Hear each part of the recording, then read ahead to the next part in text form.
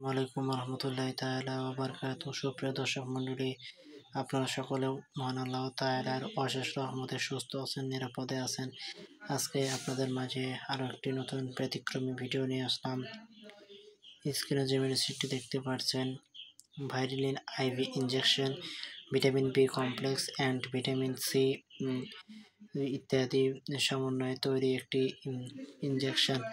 এটি মূলত কিভাবে নেবেন এবং কখন নিতে হবে, কারা নেবেন, কারা নিতে পারবেন, ইত্যাদি ইত্যাদি বিস্তারিত আলোচনা করবেন ইনশাআল্লাহ।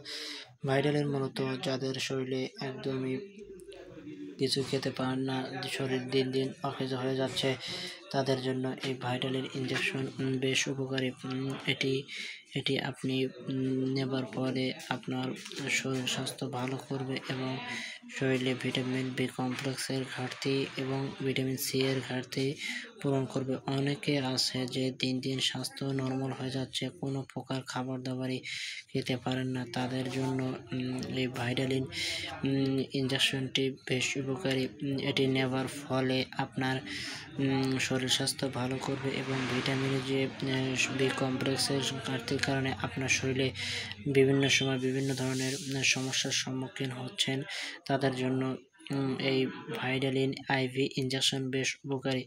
এটি নেবার ফলে আপনার শরীরের মুহূর্তের মধ্যে শরীর স্বাস্থ্য ভালো করবে এবং খাবার প্রতি রুচি ইনশাল্লাহ আগের তুলনায় 3 গুণ বেড়ে যাবে।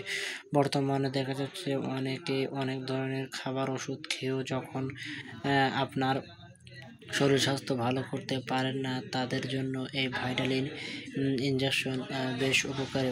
এটি খাবার ফলে আপনার এটি নেবার ফলে আপনার শরীর স্বাস্থ্য আগের তুলনায় 3 গুণ বৃদ্ধি পাবে।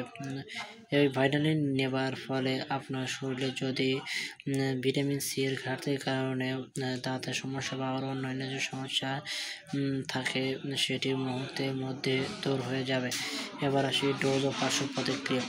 ডোজ ও পার্শ্ব প্রতিক্রিয়ার কথা বলতে গেলে এটি আপনাকে ব্রেনে নিতে হবে, অর্থাৎ রগে নিতে হবে এবং ভালো করে ডাক্তারের সঙ্গে পরামর্শক্রমে প্রেসক্রিপশন ছাড়া এটি ব্যবহার করা মারাত্মক অপরাধ। তবে আপনি ডাক্তারের পরামর্শক্রমে ডাক্তার আপনাকে যেভাবে ব্যবহার করতে বলবে বা নিতে বলবে ঠিক সেইভাবে নিতে হবে।